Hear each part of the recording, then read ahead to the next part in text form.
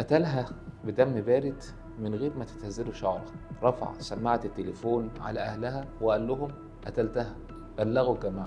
آية كانت بتكلمني كل يوم وتشتكي لي وتقول لي أنا مش قادرة أعيش معاه، وأنا أقول لها اصبري اصبري عشان البنات اللي جاي، ويا ريتني ما قلت لها اصبري، ويا ريتني ما قلت لها استحملي. فكرة إن الولد سند مش دايما بتبقى صح، بالعكس ده الولد ده أحيانا بيكون عالة على أبوه وأمه وأهله وعلى أخته كمان.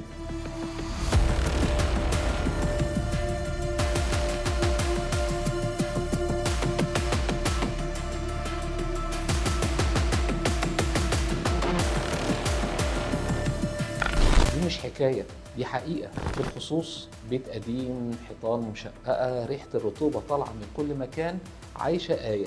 آية شابة جميلة عندها 23 سنة، وشها مسالم، اتجوزت جوزها اللي مش هنقول اسمه وهنكتفي ان احنا نقول الحروف الأولى ميم صاد.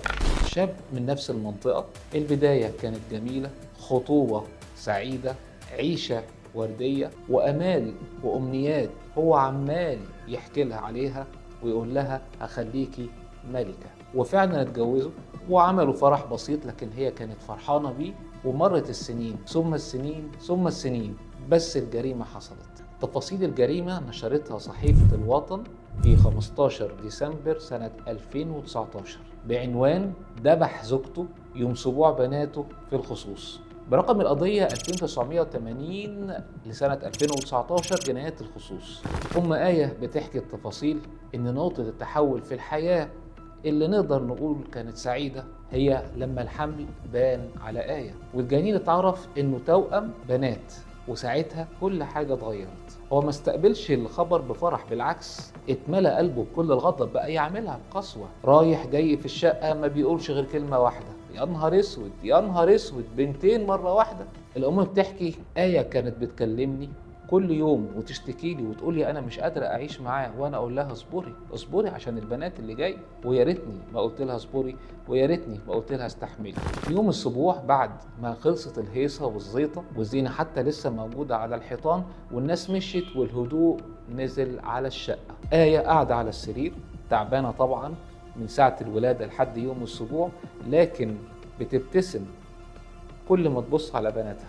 سمعت خطوات جوزها بره الأوضة، جوزها اللي فضل مكشر طول اليوم ولا كأنه ميت له ميت. دخل عليها قالت له الحمد لله ألف مبروك يا أبو البنات. ما نطقش، بيبص لها بس. بصت عينه خوفتها، وفجأة مسك شعرها وبالمقص قصه وهي بتصرخ، وبعدها مسك ايديها وابتدى يقلع في ضوافرها وقلع في ضوافرها واحد ورا التاني، وهي بتحاول على قد ما تقدر انها تبعده، لكن هو مصمم ومكمل، ودم بينزل من مكان ضوافرها وهي بتصرخ وتقول له حرام عليك حرام عليك، لكن هو برضه مكمل. لكن هو ما كانش سامع حاجة، ومرة واحدة طلع سكينة كان مخبيها في هدومه ومسكها بإيده ونزل طعنة في صدرها وطعنة تانية في بطنها. الدم كان سايل على الملاية البيضاء، وبكل هدوء وبرود قام قافل الباب وراه وسابها تنزف بالساعات، وساب الطفلتين يصرخوا لوحدهم وصوتهم يا عيني مختلط بأنين بتودعهم. وبعد ما اتأكد انها ماتت اتصل بأهلها وقال لهم بالحرف أنا قتلت بنتكم وبلغوا الجماعة. الأم وهي بتحكي قالت قص شعرها، قلع ضوافرها، ذبحها زي الفرخة، أنا عايزة أشوفه متعلق عشان بنتي ترتاح في قبرها. الحكاية التانية بقى كانت في الشرقية سنة 2022. الحادثة نشرتها صحيفة اليوم السابع بتاريخ 4 يونيو 2022 بعنوان زوج يجهد زوجته بالإكراه بعد معرفة نوع الجنين في الشرقية، برقم القضية 1765 جنايات الشرقية سنة 2022. في الشرقية بيت صغير على طرف القرية عايشة فيها واحدة ست حامل فرحانة إن جواها بداية حياة جديدة، قلبها بيدق وهي مستنية تسمع كلمة مبروك، لكن في البيت ده كلمة مبروك مش موجودة. امتى الكلام ده حصل؟ لما عرف إن الجنين بنت، اتقفل قلبه زي الحجر وعينه ما بقتش تشوف إلا الولد. ليلة كاملة من العياط والرجاء، ومراته عمالة تقول له حرام عليك حرام عليك، البنت دي روح، ده نبض ربنا نفخه فيا، لكن هو مصر لازم تنزليها ودلوقتي اجبرها تعمل عمليه اجهاض وهي جسمها تعبان منهك، والدم نزل ونزل ونزيف ورعشه وهبوط في ضغط الدم، ماتت وهي بتحلم تمسك بنتها، ماتت وهي بتحاول تمسك بالحياه، وهو واقف ثابت تماما، لا عيط ولا اتهز. على فكره دي مش حكايات من وحي الخيال، ده واقع حقيقي وحصل. في ستات بيتقتلوا قتل حقيقي، وفي ستات بيتقتلوا نفسيا كمان عشان بس جابوا بنت. اللي بيحصل ده جهل، ظلم، وحشية بدرجة مش ممكن اوصفها. عارفين الجرائم دي سببها ايه؟ فكرة واحدة عايشة في مجتمعات كتير للأسف عندنا، ان الولد هو الملك المتوج الوارث للعرش، وهو السند والظهر. الحمد لله ان الجرائم دي حالات فرديه ونادره، لكنها حصلت. واللي بيحصل كتير، وده مش حالات فرديه، ان الزوج بينكد على مراته وبناته ويقعد يهدد فيها هيطلقها او هيتجوز عليها عشان يجيب الولد. بص يا ابو البنات، فكره ان الولد سند مش دايما بتبقى صح، بالعكس، ده الولد ده احيانا بيكون عالة على ابوه وامه واهله وعلى اخته كمان. وان البنت هي اللي سند، ان البنت بجد واجتهاد وبشغلها في المال الحلال هو ده اللي بيكون السند. لكن انا هاخدك من ايدك وافتح لك طريق تقدر بيه تجيب الولد بمشيئة ربنا لو ربنا رايد، وفي نفس الوقت تحافظ على بيتك ومراتك وبناتك. طب تعالوا نغير المود بقى، مود الجرايم، ونفتكر الحاجات الكويسة الحلوة. فاكرين المعلم فتحي، الراجل الجميل ابن الأصول، تاجر الفاكهة، فاكرينه؟ اللي كان حلمه ان الولد يشيل اسمه ويورث ماله، اللي ربنا رزقه بنت ورا التانية لكنه ما اعترضش، لكن كان نفسه في ولد. فاكرينه لما سمع من الناس ونفذ، وكل حاجة نفذها، اكل لحمة، اكل موالح، ظبط الجماع في يوم التبويض، وعمل حاجات قلنا عليها في حلقة قبل كده. حتى الوضعيات الغريبة اللي كانوا بيقولوا عليها في القهاوي برضه عملها، لكن في الآخر ربنا رزقه ببنات زي القمر. لكن دلوقتي حلمه كبر، ومش بس عاوز ولد، ده كمان عاوز أخ للبنات. حلمه وده حقه. المرة دي بقى مع مراته التانية، قال خلاص بقى أنا مش هسيبها للصدفة، أنا هتجه للعلم. راح لمركز متخصص في الخصوبة وأطفال الأنابيب والحقن المجهري، وعرف إن الطريقة الوحيدة للحمل في ولد وبنسبة نجاح 99% هي الحقن المجهري. فكرة الحقن المجهري ببساطة إن الزوجة بتاخد علاج لمدة 10 أيام أسبوعين، علاج اسمه منشطات للتبويض.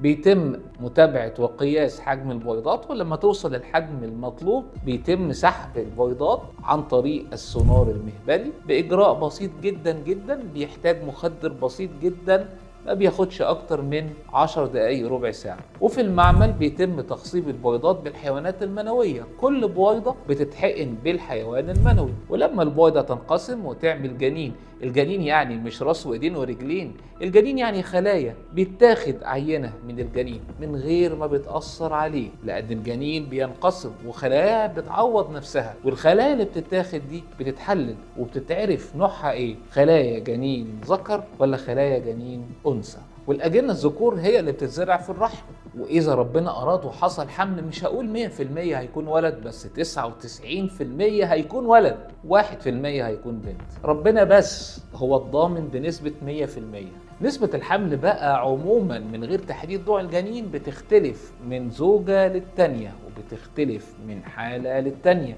وكل ما كانت الزوجة سنها أصغر والمبايض عندها أحسن، كل ما نسبة النجاح بتكون أعلى. المعلم فتحي قعد في المركز، مركز الخصوبة، مع دكتور شاطر وفاهم زي كده، فهموا الموضوع خطوة خطوة وشرحوا له. وبصراحة المعلم فتحي كان ممتاز، متعاون جدا، وبينفذ التعليمات بحذافيرها. مراته خدت منشطات عشان البويضات تبقى كويسة، وهو سلم العينة بتاعت الحيوانات المنوية بعد ما التزم بكل التعليمات.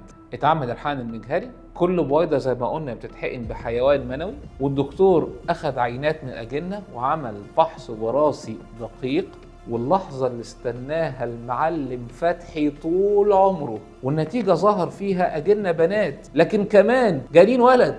وشه نور، دموعه سبقت ضحكته، مسك ايد مراته التانية وقال الحلم اخيرا قرب. اختار الدكتور الجنين الولد وزرعه في الرحم يعني، وبعد اسبوعين اتعمل اختبار الحمل وطلعت النتيجة حامل. ألف مبروك يا معلم فتحي. وعشان نيته الطيبة الأمور مشيت طبيعية أثناء الحمل، وشهور الحمل عدت على خير تمام التمام، والولادة جت وصرخة الولد دخلت ودن المعلم فتحي كأنه بيسمع أحلى نغمة في حياته. المعلم فتحي شال ابنه لأول مرة، دموعه نزلت وهو بيقول الحمد لله الحمد لله، ده مش بس ولد، دي بداية جديدة. بس الحكاية ما خلصتش. المعلم فتحي عشان هو طيب وما يرضيهوش زعل مراته الأولانية، عمل لها برضو نفس عملية الحقن المجهري والفحص الوراثي للجنين عشان ما تزعلش، والعملية نجحت وجابت له الولد التاني.